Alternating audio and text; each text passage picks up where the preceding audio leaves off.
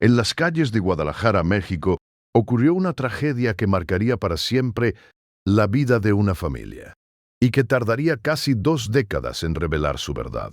En marzo del año 2001, una niña de tan solo 6 años desapareció sin dejar rastro.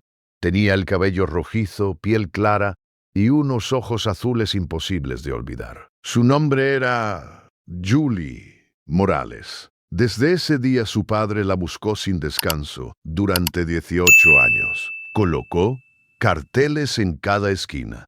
Suplicó ayuda en comisarías. Lloró frente a autoridades indiferentes.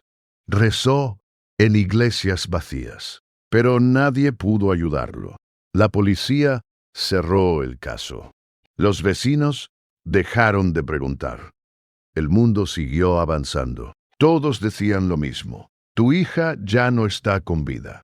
Pero en agosto de 2019, algo completamente inesperado ocurrió en una carretera de Mazatlán. Algo tan impactante que casi le cuesta la vida. Roberto Morales, el padre de Julie, conducía por la carretera cuando vio un cartel publicitario al costado del camino. En ese anuncio aparecía una mujer adulta ofreciendo servicios sexuales por dinero. Lo que Roberto vio en ese rostro lo destruyó por dentro. Era el mismo rostro de su hija. La impresión fue tan brutal que perdió el control del cuerpo, se desmayó y estuvo a punto de morir en un accidente. ¿Era realmente Julie? ¿Dónde había estado durante todos esos años? ¿Y qué verdad tan terrible estaba a punto de descubrir ese padre? Quédate hasta el final, porque esta historia te va a romper el corazón. Y si no quieres perderte más casos como este, suscríbete al canal y dime en los comentarios desde qué país estás viendo este video. El 15 de marzo de 2001, la escuela primaria Benito Juárez, ubicada en Guadalajara, Jalisco, se sumió en el caos.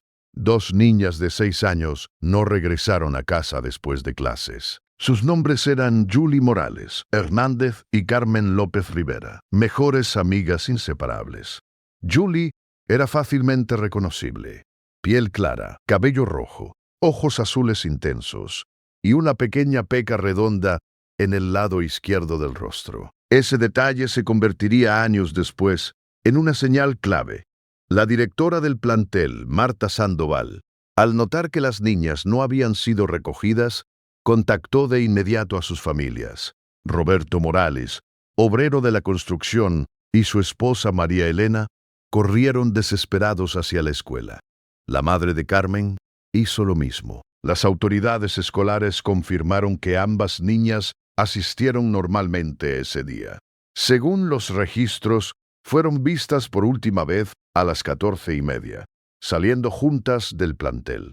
Varios testigos aseguraron haberlas visto caminando por la calle Revolución, a solo 2 cuadras de la escuela, pero ninguna llegó a casa. La policía municipal inició la búsqueda esa misma tarde. Se interrogaron maestros, alumnos, padres de familia y vecinos. No se hallaron signos de violencia. No había mochilas, no había rastros, no había testigos claros. Las familias, desesperadas, organizaron brigadas de búsqueda. Revisaron parques, terrenos baldíos, casas abandonadas y construcciones en obra negra. Durante las primeras 72 horas, la comunidad se volcó por completo en ayudar. La principal hipótesis fue un posible secuestro con fines de extorsión, pero ninguna de las familias recibió llamadas pidiendo rescate.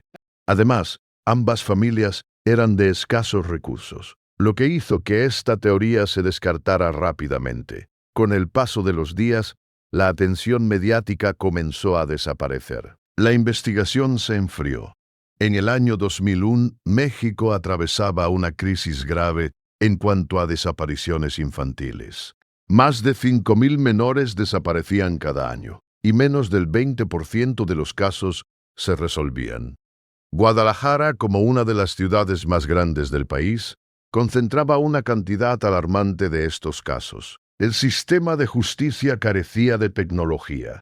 No existían bases de datos unificadas. Los protocolos eran obsoletos y la capacitación era insuficiente. Las familias trabajadoras, como los Morales y los López, estaban en total desventaja. No tenían dinero para abogados privados. No podían pagar investigadores especializados.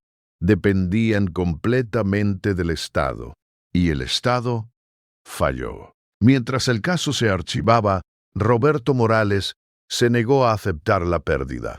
Vendió lo poco que tenía para contratar investigadores privados. Pegó fotos de Julie por toda la ciudad. Ofreció recompensas que no podía pagar. Su matrimonio comenzó a desmoronarse bajo el peso del dolor. Su esposa cayó en una profunda depresión. La familia empezó a romperse desde adentro.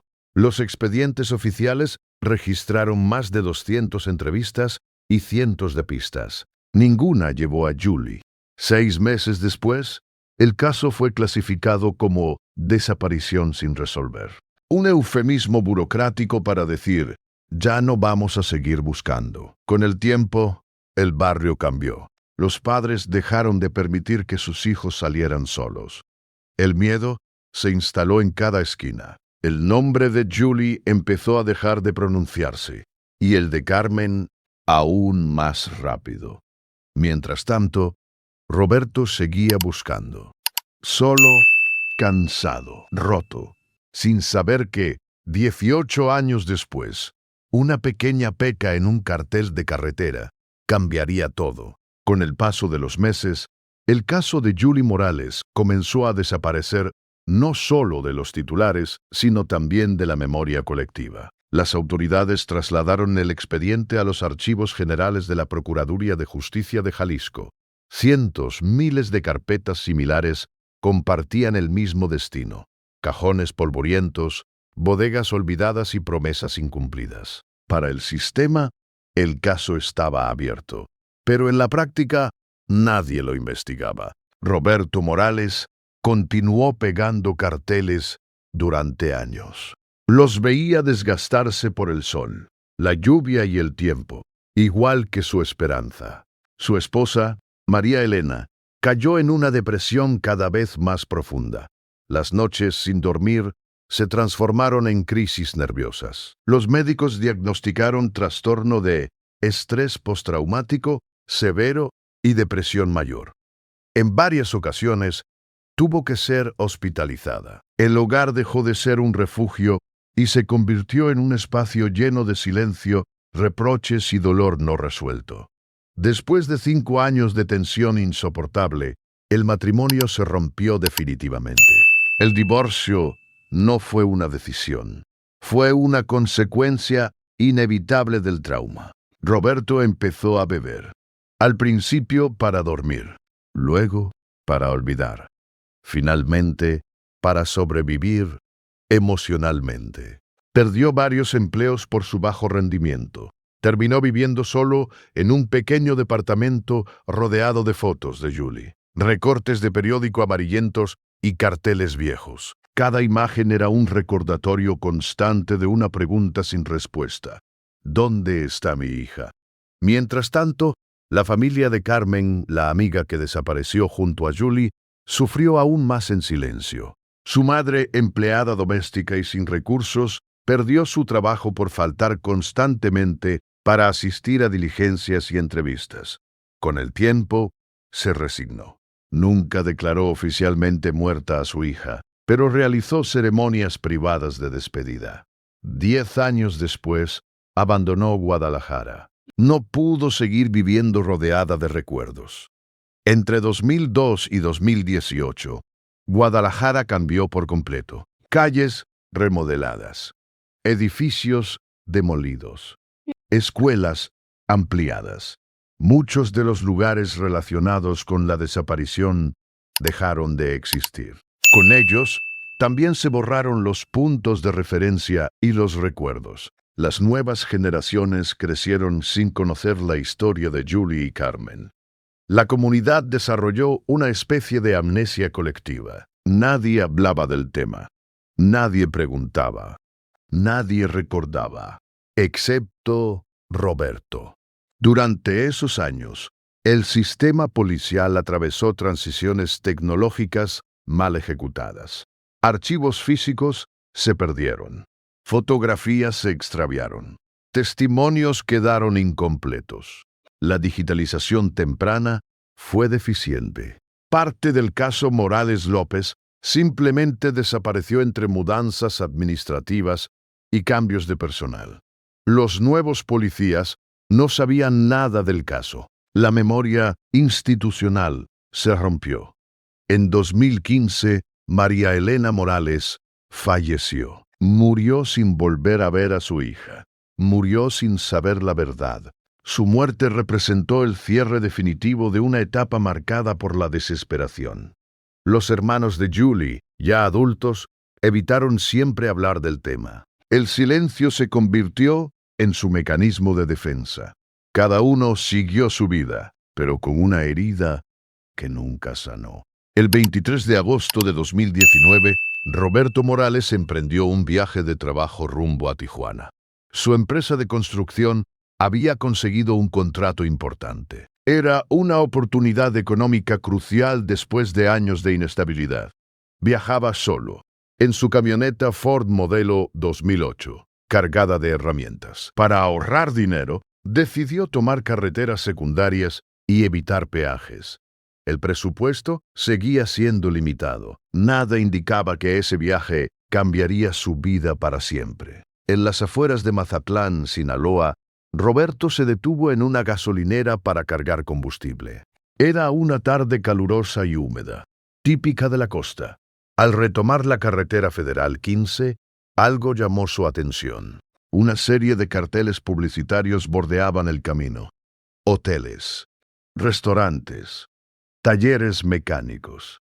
Y entonces, uno en particular. El cartel mostraba a una mujer joven en pose sugerente. Ofrecía servicios de acompañamiento por 350 pesos.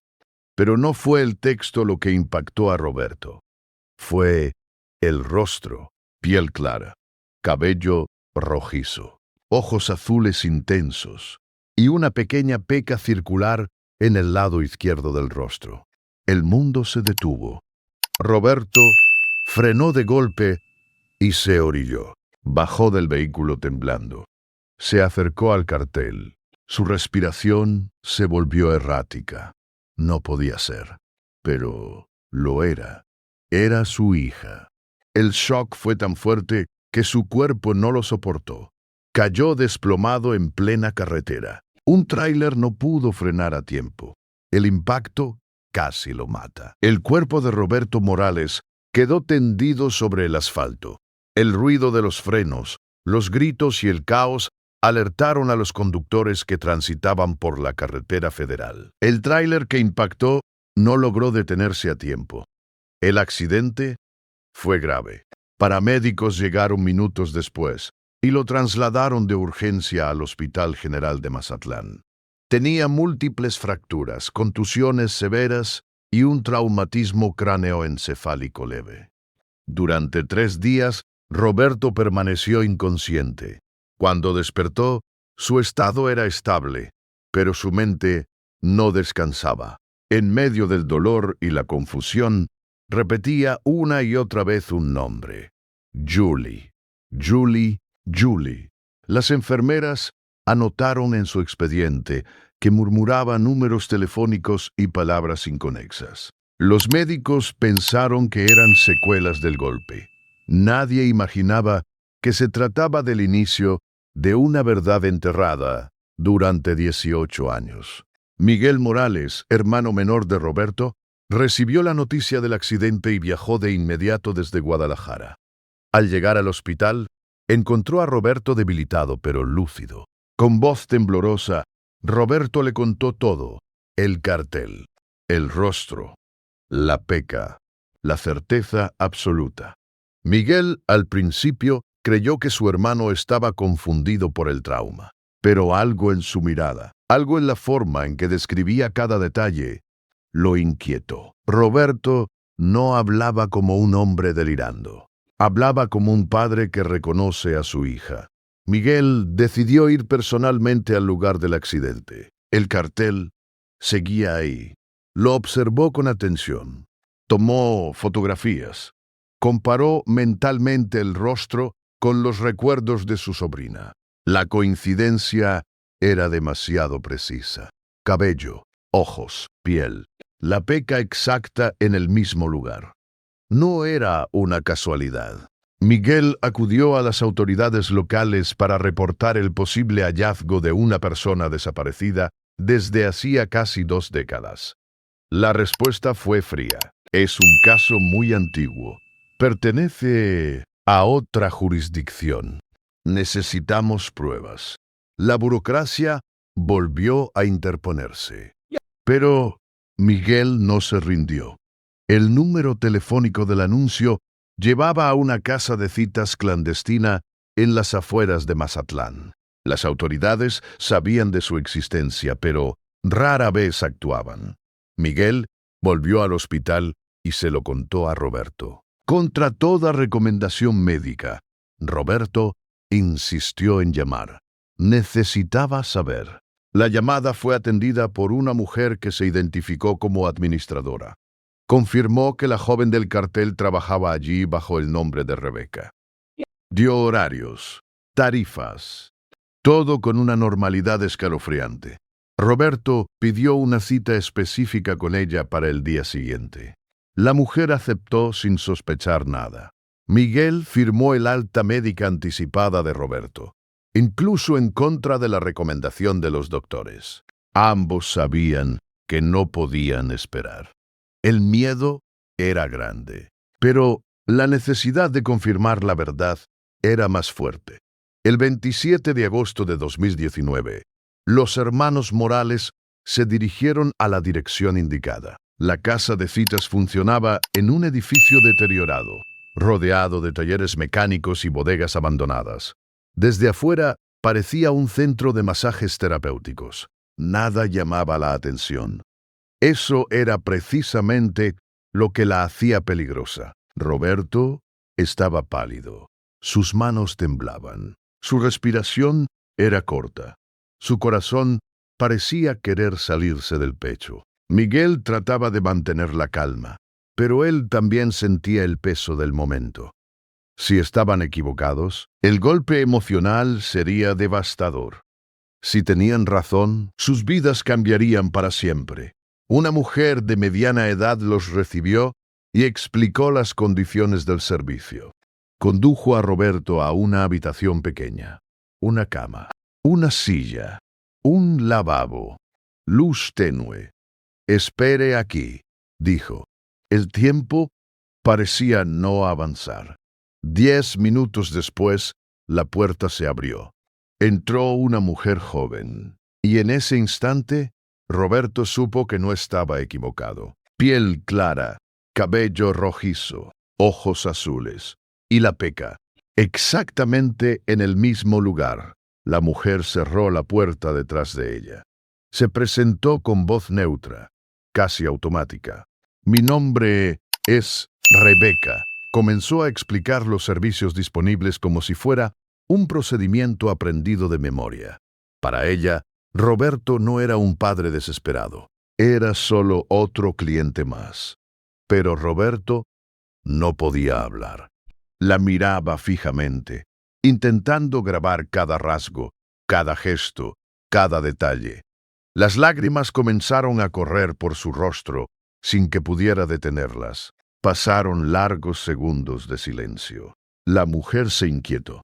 Entonces, con la voz rota y temblorosa, Roberto habló. «Juli, ¿eres tú, mi niña?» La reacción fue inmediata. La mujer dio un paso atrás. Su expresión cambió de profesional a defensiva. «No, no me llamo así. Mi nombre es Rebeca». «Usted se equivoca», negó con firmeza. Pero algo en su mirada delataba nerviosismo. Roberto sacó lentamente una fotografía de su cartera. Era una imagen vieja doblada, desgastada por el tiempo. Julie, a los 6 años. La colocó frente a ella. «Eres mi hija. Desapareciste hace 18 años. Tu nombre es Julie Morales Hernández. Oh.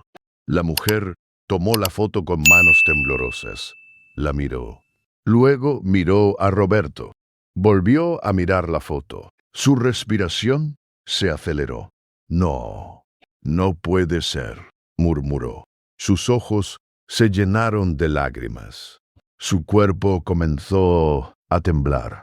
Fragmentos sueltos comenzaron a aparecer en su mente. Una escuela, un patio, una niña llamada Carmen, una sensación de miedo profundo, dolores de cabeza, imágenes confusas, voces. La mujer se llevó las manos a la cabeza. Me duele, me duele. Respiraba de forma errática. La identidad que había sido enterrada durante años comenzaba a resquebrajarse. Cayó sentada en la cama, llorando, entre sollozos. Empezó a decir palabras inconexas. Escuela, Benito Juárez, un hombre. Nos llevaron. Carmen. El nombre salió sin que ella se diera cuenta. Roberto cayó de rodillas. No había dudas. Entre lágrimas y pausas, la mujer comenzó a contar lo que había vivido. Ella era Julie. Había sido secuestrada junto a Carmen por una red criminal organizada. Las sacaron de Guadalajara esa misma tarde. Nunca volvieron. Durante los primeros años, ambas niñas fueron mantenidas en una casa de seguridad en Sinaloa. Sufrieron abusos constantes. Fueron drogadas para mantenerlas sumisas. Intentaron escapar. Nunca pudieron. Carmen enfermó. Nunca recibió atención médica adecuada. Murió aproximadamente 5 años después del secuestro. Su muerte destruyó emocionalmente a Julie. Desde ese momento quedó completamente sola. Sus captores comenzaron a repetirle una mentira todos los días. Tu familia te abandonó. Nadie te busca. Estás sola. Con el tiempo, Julie lo creyó. A los 14 años, fue obligada a prostituirse. La movían de ciudad en ciudad. Le cambiaron el nombre. Le borraron la identidad. La convirtieron en mercancía. Para sobrevivir, su mente se fragmentó.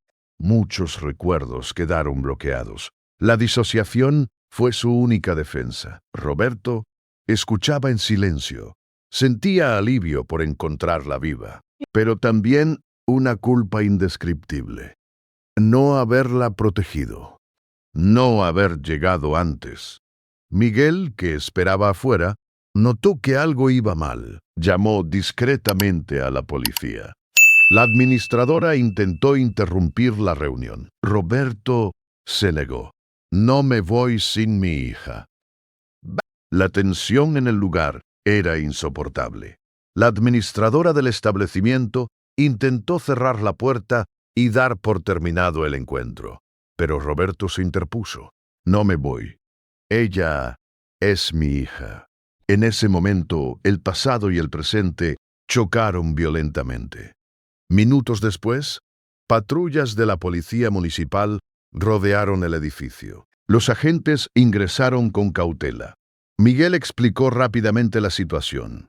Una mujer desaparecida desde 2001, reconocida por su propio padre después de 18 años. Al consultar los registros históricos, los oficiales encontraron el nombre: Julie Morales Hernández. El caso existía. Nunca se había cerrado oficialmente. Julie fue trasladada de inmediato a un hospital para una evaluación médica y psicológica completa. Su estado era alarmante. Desnutrición, secuelas de abuso prolongado, dependencia a sustancias, trauma severo. Los médicos fueron claros. Necesitaba atención integral urgente. El hallazgo activó una investigación federal de gran escala. La Fiscalía General de la República intervino. Se descubrió que la casa de citas formaba parte de una red de trata de personas que operaba desde hacía más de 2 décadas. Julie no era la única víctima. Gracias al testimonio de Julie, se identificaron casas de seguridad, rutas de traslado, nombres de operadores, ciudades clave. La red operaba en al menos 6 estados mexicanos. Decenas de víctimas fueron localizadas. Más de 50 personas fueron rescatadas. Para cerrar cualquier duda legal, se realizaron pruebas de ADN. El resultado fue contundente. 9.9 signo de porcentaje de compatibilidad. Julie Morales estaba oficialmente viva y había vuelto con su padre. La recuperación no fue inmediata. Julie tuvo que reaprender a vivir. Tomar decisiones simples le generaba ansiedad extrema. Caminar sola la aterraba. Elegir qué comer la paralizaba. Su voluntad había sido anulada durante años. Un equipo multidisciplinario trabajó con ella. Psicólogos especializados en trauma, psiquiatras, médicos, trabajadores sociales. Roberto vendió todo lo que tenía para costear el tratamiento. No dudó ni un segundo. Con el paso de los meses, los recuerdos positivos comenzaron a regresar. Momentos de infancia, risas, escenas familiares. Julie comenzó a reconocerse a sí misma. Ya no era Rebeca. Volvía a ser Julie. Los medios llamaron al caso. El milagro de Mazatlán. La historia recorrió el país.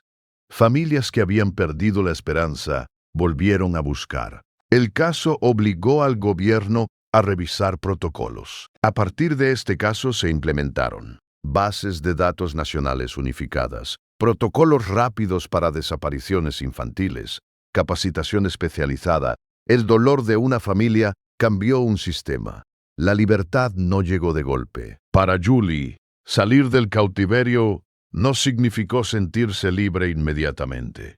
Significó enfrentarse a un mundo que ya no reconocía. Las calles eran ruidosas. La gente caminaba demasiado rápido. Las decisiones simples la abrumaban.